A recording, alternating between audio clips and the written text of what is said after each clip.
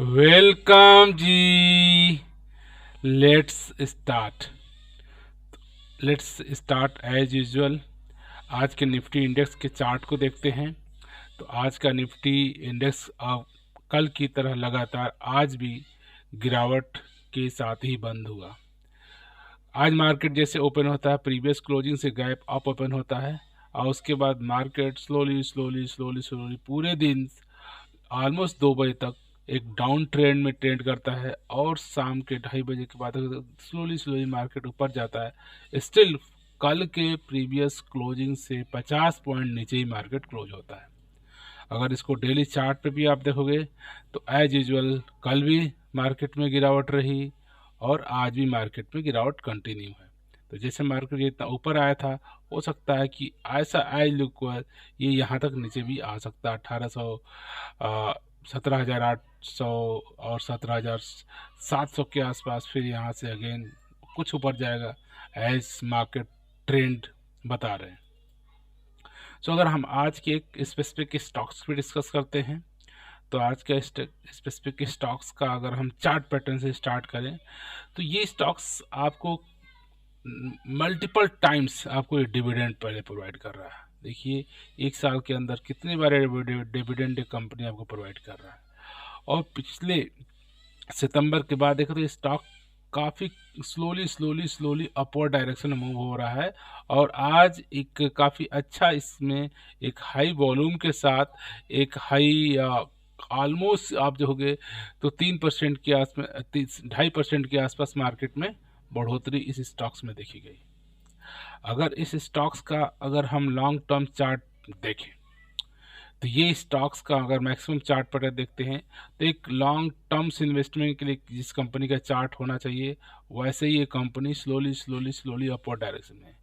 पर स्टिल ये कंपनी आज के डेट में अपने टॉप से काफ़ी ही गिरावट पे आपको मिल रही है। आप चेक करोगे तो ये स्टॉक्स का अगर 2500 के आसपास स्टॉक हुआ करता था और आज ये आपको मिल रहा है 2100 के आसपास। तो 2500 का स्टॉक्स 2100 में आज आपको मिल रहा है और एक बेहतरीन स्टॉक्स। और ये अगर इसका स्टॉक्स की मार्केट कैप की बात करें तो 42 ट्रिलियन करोड़ के पास है और एक हाई मार्केट कैपिटलाइजेशन स्टॉक्स है। अगर इसके फाइनेंशियल नंबर को हम चेक करते हैं तो आप चेक करेंगे इस कंपनी का साल दर साल 2018 में 4400 का करोड़ नेट रेवेन्यू विद 5200 का, लॉकडाउन में अगेन 4800 करोड़ का, अगेन उसके बाद 2021 में 5700 करोड़ का, उसके बाद 8200 करोड़ का। तो साल दर साल रेवेन्यू में बढ़ोतरी देखी जाएगी। और इसकी अगर हम नेट प्रॉफिट को देखें आफ्टर टैक्सेस वगैरह कटने के बाद तो वो चेक करोगे तो 2018 में 735, then 773, then 995, then 1100, then 1400। So company का नेट प्रॉफिट भी स्ट्रांगली अपवर्ड डायरेक्शन में जा रहा है। तो ये इंडिकेशन दे रहा है कि पिछले 4-5 साल से कंपनी लगातार नेट प्रॉफिट को इंक्रीज किए जा रही है। तो फाइनेंशियली कंपनी स्ट्रांग है। अगर इस कंपनी के शेयर होल्डर पैटर्न को हम देखें तो इस कंपनी में अधिकतर 58% के जो हिस्सेदारी है वो प्रमोटर के पास ही है और उसके बाद FII एंड DI और 12 एंड 18% के पास है। सो इस कंपनी का नाम है वो है बालाकृष्ण इंडस्ट्रीज लिमिटेड और ये स्टॉक्स जो 2500 का हुआ करता था मैक्सिमम कह सकते हो 2700 का हुआ करता था और आज के डेट में 2177 पे मिल रहा है। तो काफ़ी टॉप से गिरावट पे है एज यूजुअल। तो अपॉर्चुनिटी है कि इस स्टॉक्स में भी आप चाहो तो स्लोली स्लोली इन्वेस्टमेंट इन अपने नंबर ऑफ स्टॉक्स को बढ़ा सकते हैं। और ये बात करें इसके इन्वेस्टमेंट चेकलिस्ट को तो आप इन्वेस्टमेंट चेकलिस्ट का चेक करोगे तो आप देखो performance, price returns has been average, valuation seem to be overvalued versus the market average, growth, financial growth has been moderated and profitability showing the good sign of profitability और entry point तो stocks को over stocks over price but overbought zone में नहीं है, और company में कोई भी रेड फ्लैग नहीं है। और अच्छी बात ये कंपनी का डिविडेंड 1.32% का है, और ये लॉन्ग टर्म्स इन्वेस्टमेंट के लिए इसलिए अच्छा स्टॉक्स है क्योंकि इसमें कंपनी में रिस्क काफ़ी लो है, लो रिस्क की स्टॉक्स है। और इस कंपनी के बारे में अगर बालाकृष्ण इंडस्ट्री बाय नाम से अगर शायद नहीं समझ पाते हैं कि कंपनी क्या काम करती है। अगर मोटा मोटा बात करें तो कंपनी का जो सेक्टर है tyres and rubber related activities में। तो चलिए समझते हैं कि बालाकृष्ण इंडस्ट्रीज का बिजनेस क्या है और ये करती क्या है। सो बालाकृष्ण इंडस्ट्रीज का लोगो है ग्रोइंग टुगेदर, और ये कंपनी 1987 में स्टार्टेड हुई थी ऑफ हाईवे टायर बिजनेस, जो हाईवे के टायर बिजनेस से बनाने शुरू हुए थे। तो पिछले 30 सालों से ये company successfully focus on specialist segment of the, अब ये जो टायर्स बनाती हैं ये एग्रीकल्चर के लिए, कंस्ट्रक्शन के लिए and industrial as well as even earth moving, port, mining, ATV and gardening application.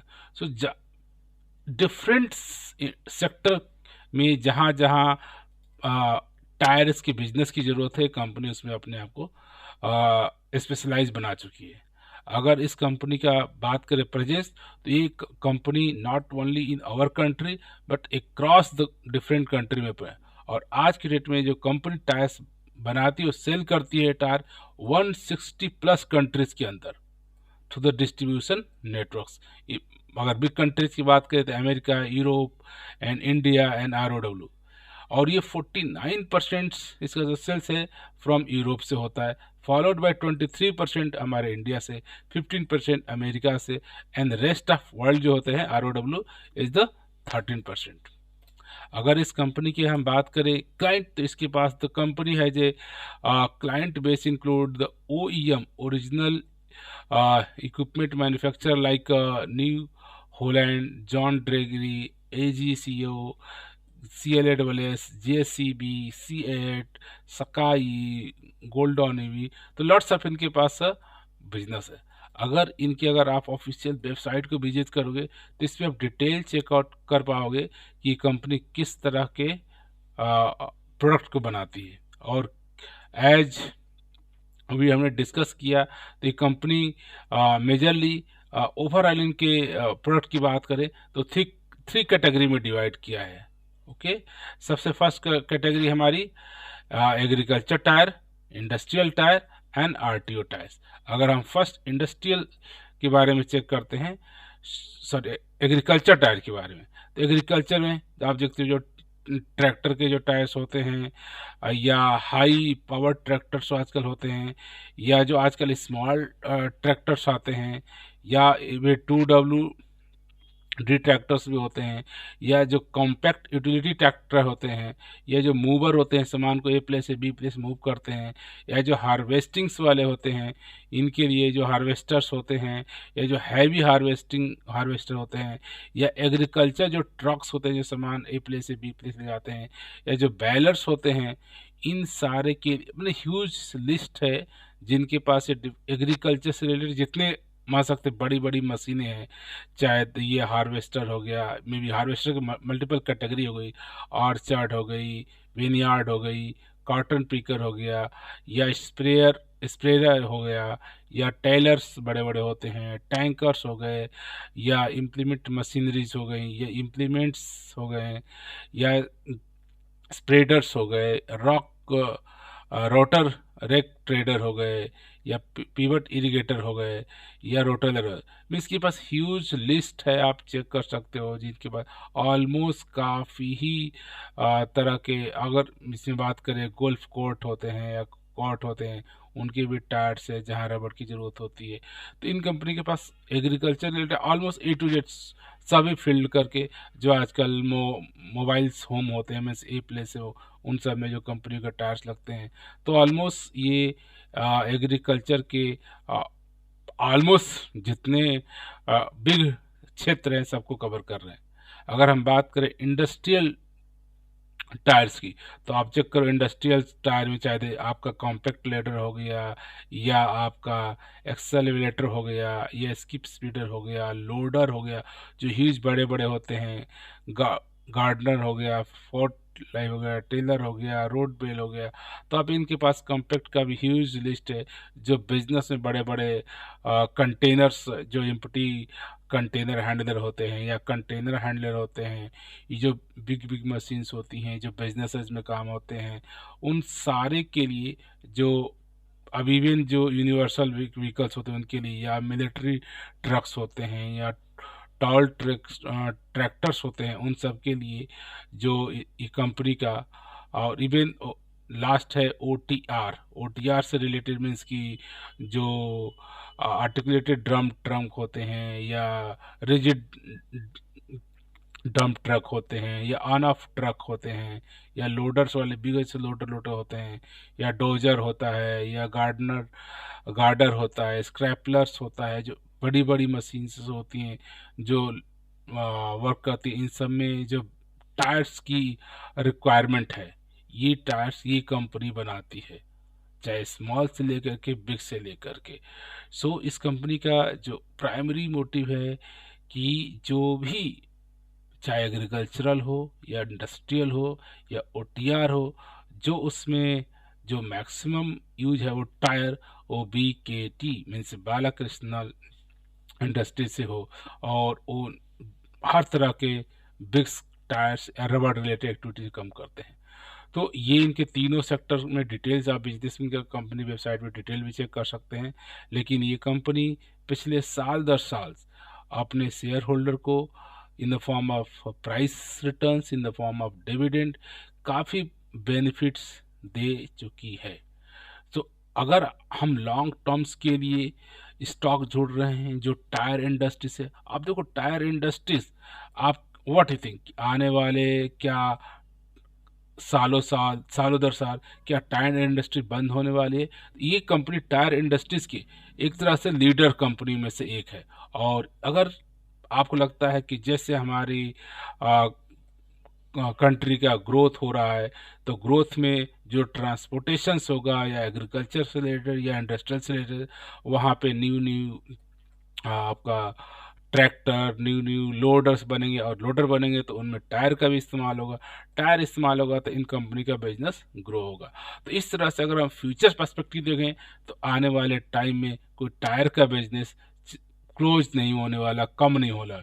Even बात करें, चाहे हम इलेक्ट्रिक व्हीकल की बात करें, नॉन इलेक्ट्रिक व्हीकल की बात करें, डेवलपिंग कंट्री में बात करें, तो ट्रांसपोर्टेशन का इस्तेमाल होना है। ट्रांसपोर्टेशन हो रहा है बाय रोड, तो उसमें टायर इंडस्ट्रीज का भी योगदान रहेगा। सो इन शॉर्ट हम कह सकते हैं कि ये कंपनी लॉन्ग टर्म्स के लिए एक अच्छा स्टॉक्स है, और आने वाले टाइम में इस कंपनी में और भी एक ग्रोथ आपको देखेगी in terms of price returns, in the terms of dividend returns. अगर लॉन्ग टर्म्स का प्लान 3 ईयर, 5 ईयर, 10 ईयर का है, तो इस स्टॉक्स में जैसे जैसे गिरावट होती जाए, वैसे वैसे 2 स्टॉक, 10 स्टॉक्स, आप नंबर ऑफ स्टॉक्स को एक्यूमुलेशन कर सकते हैं। और एक अच्छा समय, अपॉर्चुनिटी इस समय भी है कि मैं स्टॉक्स ऑलरेडी 26-27 का स्टॉक्स आपको 21 में मिल रहा है, तो गुड ऑप्शन है कि यू कैन स्टार्ट इन्वेस्टिंग।